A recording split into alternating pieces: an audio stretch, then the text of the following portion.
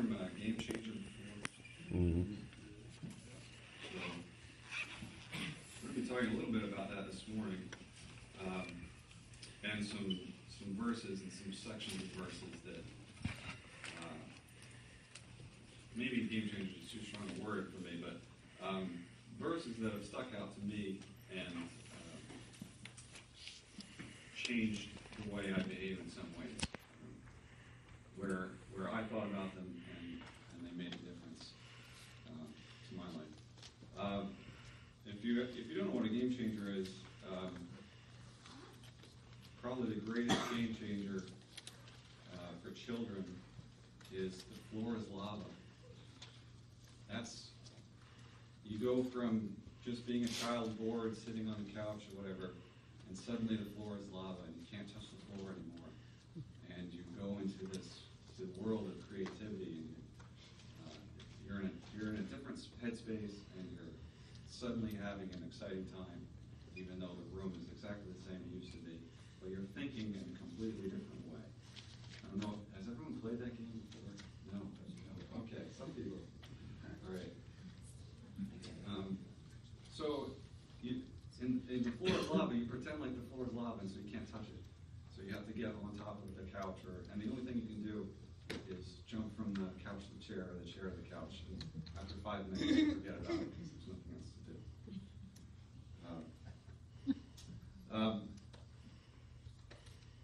Another game changer in sports recently. Aaron Rodgers was injured, so the quarterback of a football team was injured. Obviously, a huge change for them. The way they go about their playing is going to be different. So that's what I want to talk about this morning, and I'm hoping as I go through a few verses that I have in mind, you think about some of your own verses that have impacted you, and we can touch on those in class time. The first one I'm going to start with is in Genesis chapter 13, and we're going to start with verse 1. And this is about Abram and Lot. And, so they've got a situation that they have to deal with, and I'll read from it now. Genesis chapter 13, starting in verse 1. So Abram went up from Egypt to the Negev, he and his wife and all that belonged to him, and Lot with him. Now Abram was very rich in livestock, in silver, and in gold. And he went on his journeys from the Negev as far as Bethel, to the place where his tent had been at the beginning, between Bethel and Ai, to the place of the altar which he had made there formerly. And there Abram called on the name of the Lord. Now Lot, who went with Abram, also had flocks and herds and tents. And the land could not sustain them while dwelling together, for their possessions were so great that they were not able to remain together. And there was strife between the herdsmen of Abram's livestock and the herdsmen of Lot's livestock. Now the Canaanite and the Perizzite were dwelling then in the land. Then Abram said to Lot, "Please let there be no strife between you and me, nor between my herdsmen and your herdsmen, for we are brothers. Is not the whole land before you? Please separate from me. If to the left, then I will go to the right, or if to the right, then I will go to the left." Now Lot lifted up his eyes and saw all the valley of the Jordan, that it was well watered everywhere. This was before the Lord destroyed Sodom and Gomorrah. Like the garden of the Lord, like the land of Egypt as you go to Zoar. So Lot chose for himself all the valley of the Jordan, and Lot journeyed eastward. Thus they separated from each other. Abraham settled in the land of Canaan, while Lot settled in the cities of the valley and moved his tents as far as Sodom. So you might be wondering, where am I going with this, and what's the message of this bit? And what you have here is you have Abraham and Lot, and they both have significant flocks and herds and families.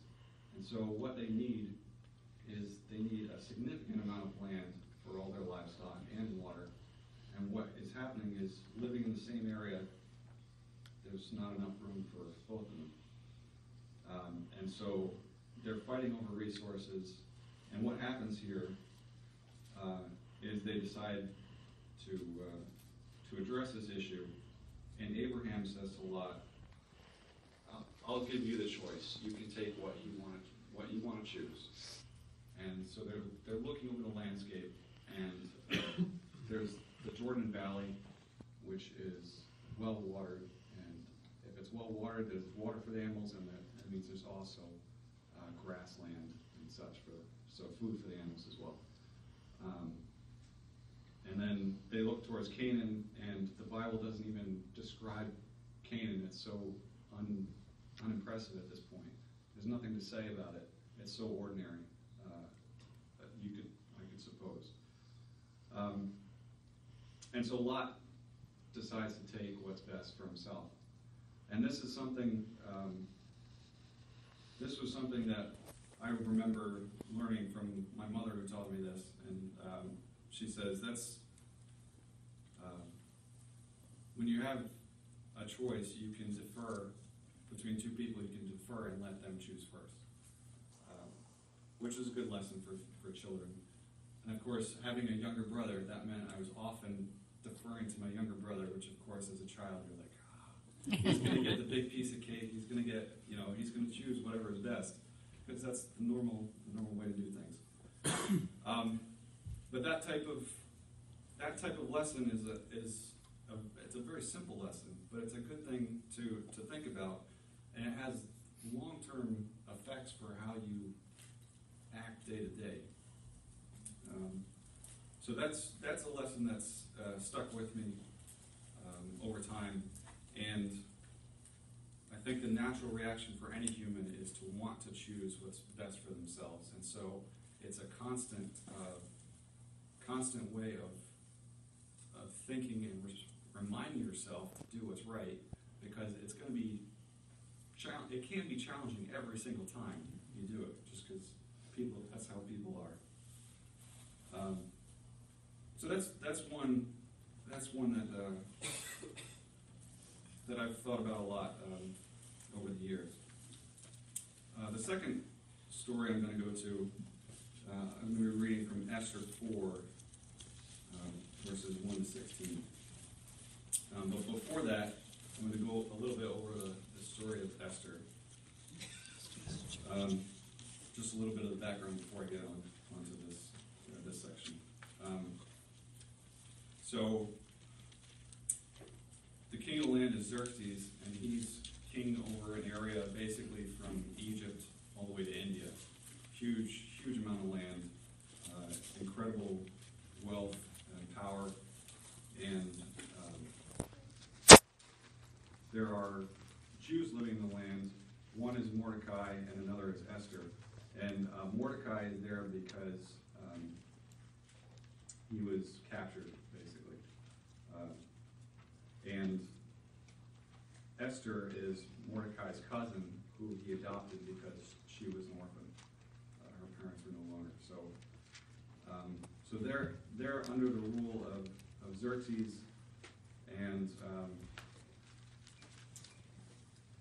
Xerxes is showing off his wealth, and one of the main important people of this time is Haman, who is very, very high up in the administration of this immense kingdom. And Mordecai is fairly important in his own right. And one day he's sitting at the gates of the city. And the gates of the city at this time was an important place to be. That's where most of the high-level day-to-day things went on. And while he's there, he overhears two people conspiring to assassinate the king. And so he passes this on. I've skipped an important part.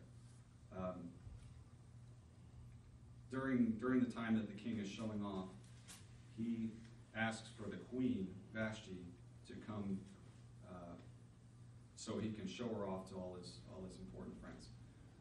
She declines to do that, and so the king is certainly upset and meets with his advisors, and they decide to depose the queen.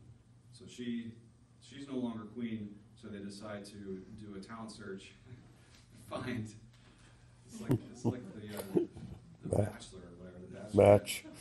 And so they go and they look for all the most beautiful women in the kingdom and see who will be the queen. Esther is chosen to be one of those, and she ends up going through the process and is chosen finally to become the queen. And Mordecai has told her not to tell anyone that she's Jewish. So this whole time, nobody knows that she's Jewish.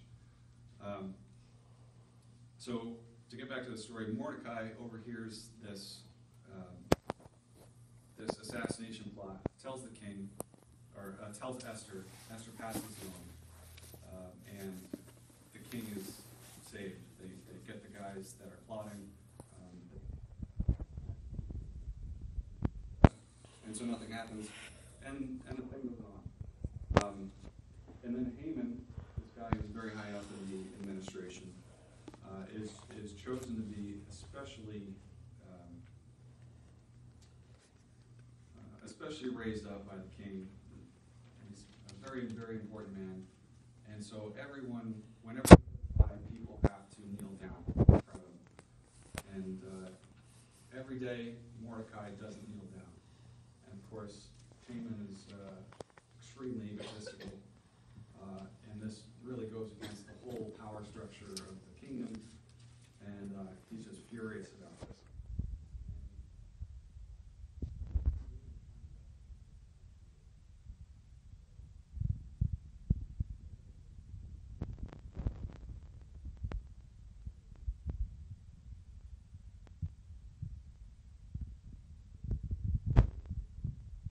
Type of thing.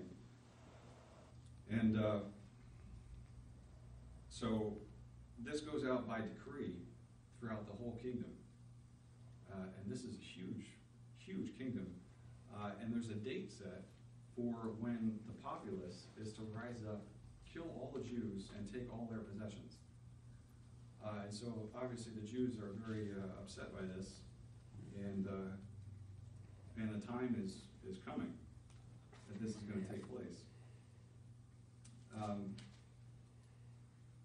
And so this obviously becomes big, big news, and Esther hears about it, and obviously this puts her in a difficult position. And she goes and talks to Mordecai, and Mordecai says to her, You're a Jew as well. You will be caught up in this, even though you're the queen. So that's where we're going to pick up, and we're going to pick up in Esther chapter 4. When Mordecai learned all that had been done, he tore his clothes, put on sackcloth and ashes, and went out into the midst of the city, and wailed loudly and bitterly. And he went as far as the king's gate, for no one was to enter the king's gate clothed in sackcloth.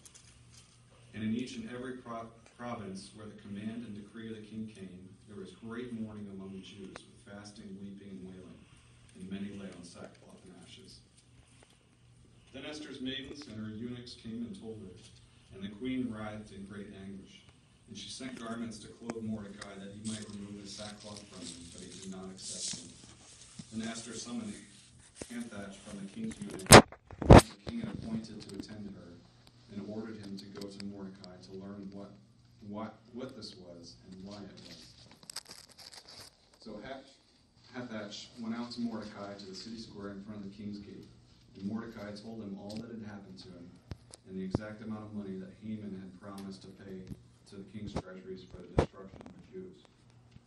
He also gave him a copy of the text of the edict which had been issued in Susa for their destruction, that he might show Esther and inform her, and to order her to go into the king to implore his favor and to plead with him for her people. And Hathach came back and related Mordecai's words to Esther. Then Esther spoke to Hathach and ordered him to reply to Mordecai. All the king's servants and all the people of the king's provinces know that any man or woman who comes to the king to the inner court who is not summoned, he has but one law, that he be put to death, unless the king holds out to him the golden scepter, so that he may live. And I have not been summoned to come to the king for these 30 days.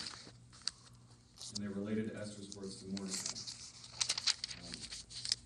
And just that point, by going to the king directly without being summoned, Esther could potentially be killed, even though she's the queen. Verse 13, then Mordecai told them to reply to Esther, do not imagine that you are in the king's palace, that you in the king's palace can escape any more than all the Jews. For if you remain silent at this time, relief and deliverance will arise for the Jews from another place. And you and your father's house will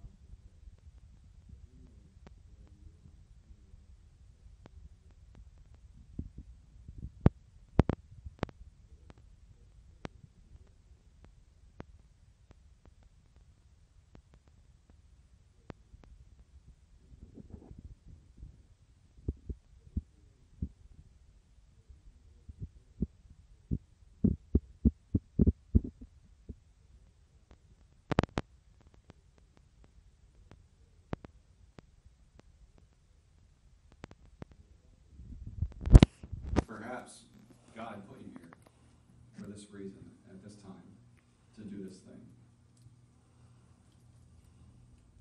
And who knows whether you have not attained royalty for such a time as this.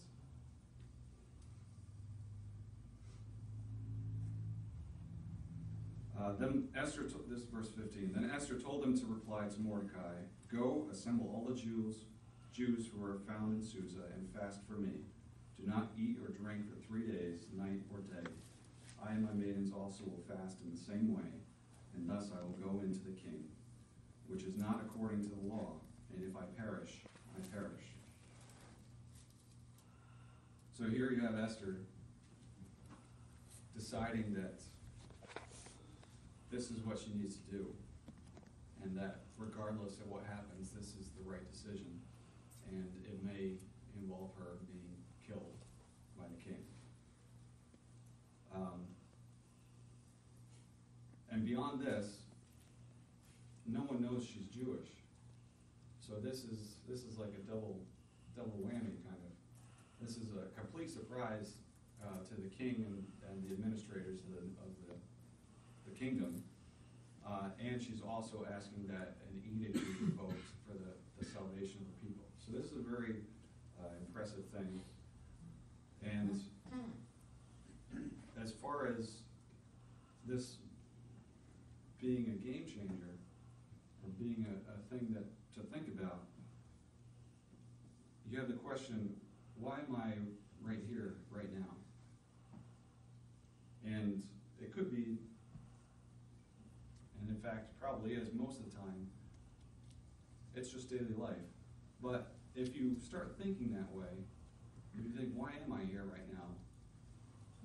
Maybe you'll find things that you didn't find before. Maybe there'll be things that pop up and you go, I didn't realize I had this opportunity to be helpful to this person, or to be influential to this person, or to be involved in something in some way. And I just wasn't aware of it because I wasn't thinking, why am I here? What is God's plan? And am I looking for opportunities? Besides that, besides looking for opportunities, there also has to be the willingness to take risks, to do something that might be scary, that might have serious consequences, but if it's the right thing to do, then it's the right thing to do. And that goes back to what Mordecai is saying at this point, which is the deliverance from the Lord will come regardless of what you do. But it's important that you do the right thing, that you make do something. And so the story of Esther and what she does and what Mordecai do is it's an inspirational thing. So we'll move on to the next one, and this is going to be Colossians 3:23.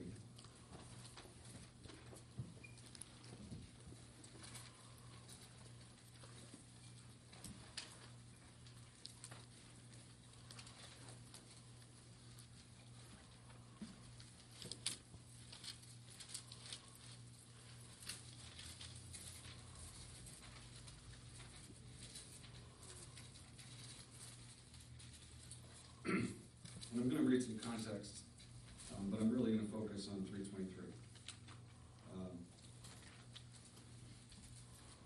Starting in verse 18, wives, be subject to your husbands as is fitting in the Lord. Husbands, love your wives, and do not be embittered against them. Children, be obedient to your parents in all things, for this is well-pleasing to the Lord. Fathers, do not exasperate your children, that they may not lose heart. Slaves, in all things obey those who are your masters on earth. Do not with external service as those who are merely pleasing men, but with sincerity of heart, fearing the Lord. Whatever you do your work heartily as for the Lord rather than for men, knowing that from the Lord you will receive the reward of the inheritance. It is the Lord Christ whom you serve. And I'll read 3:23 again. Whatever you do your work heartily as for the Lord rather than for men. So this verse is perhaps one of the more practical day-to-day verses that there is, because a lot of us have jobs, or a lot of us are doing things for other people, whether it's family members or in the workplace, or husband, wife, children, parents. We're all doing things for other people at different times. And so this is something that is game-changing, because if you think, I'm not doing this for my boss because he's making me. I'm doing this work for God. My actions, my day-to-day actions become a type of worship, a type of recognizing that God is in charge. And when you do that, your boss doesn't become that important anymore. You do what he asks you to, but you're not doing it to make him happy. You're doing it to make God happy. And that can change your motivation so much, because suddenly something mundane, something day-to-day, something boring becomes much more important, because you're doing it for God. And what would you do differently if you thought about your day-to-day activities like that? Would you do more planning? Would you cut fewer corners? Would you not worry so much? It's when you change your priorities, when you have a different goal in mind than just getting through the day, you have a different approach to how you do things. The game is a bit different. If you know about the Jews, you know the next day starts at sunset. And what a Jewish guy told me once is that's because that's when they start preparing for the following day. And so their day starts, they prepare, they go to bed, they sleep, and that is they're preparing for what's coming. So they prepare the first half of the day at night, and then they execute. They do their work the following day. So that's a completely different viewpoint from how we in our society looks at things. We get up, we do our work, and then rest is what we do when we can't do it anymore, when we're exhausted. And but for the Jews, it's a preparation time. It's a time to get ready for what's coming. And what a change it is. I read this thing about a Navy SEAL, and he said that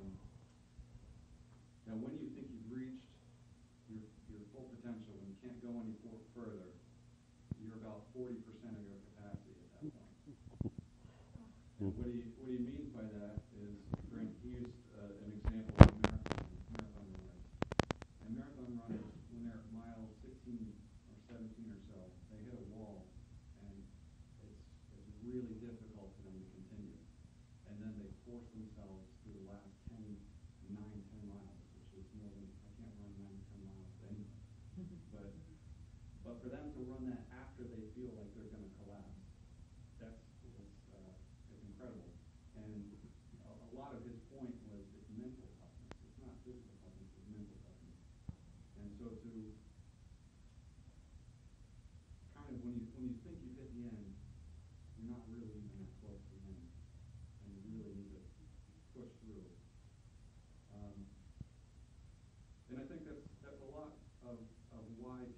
coaches and teachers, because on your own, you're not going to push yourself hard enough. You tend to do as much as you think you can handle. And of course, your coach says, no, you're going to keep going. And they push you and you whine about it, and you get sore, and then the next time you get sore again, and suddenly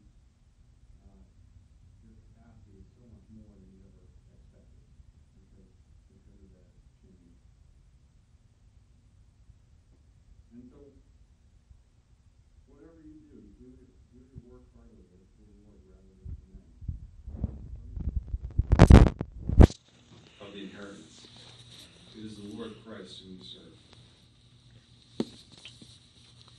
I think that's pretty significant in how we can go about day-to-day life. And the last one I'm going to go over is Matthew 5:44. And I know I've used this before, and this one is so significant because it's so utterly different than how normal life operates, or the secular world would say.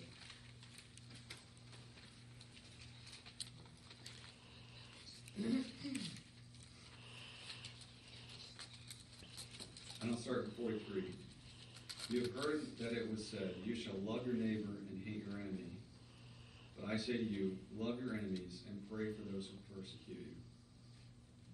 And if you think about that on a day-to-day basis, how much of a change is that from the normal mentality, from what we normally think, from how we as human beings normally operate, to, and how many of us actually go about and do that? I mean, it's so, even we as Christians, how often does that happen? It's so insane to the normal way of thinking, the normal way of operating, that it's a complete game changer. But I say to you, love your enemies and pray for those who persecute you, in order that you may be sons of your Father who is in heaven. For he causes his sun to rise on the evil and the good, and sends rain on the righteous and the unrighteous. For if you love those who love you, what reward have you? Do not even the tax gatherers do the same? And if you greet your brothers only, what do you do more than others? Do not even the Gentiles do the same? Therefore you are perfect. You are to be perfect as your heavenly Father is perfect. Besides this being a personal thing, praying for your enemies, it's also a community thing, in that we typically have enemies because there's something that they're doing that we disagree with, that we don't like, or that it's causing pain or suffering. And so those types of people have a huge need for prayer.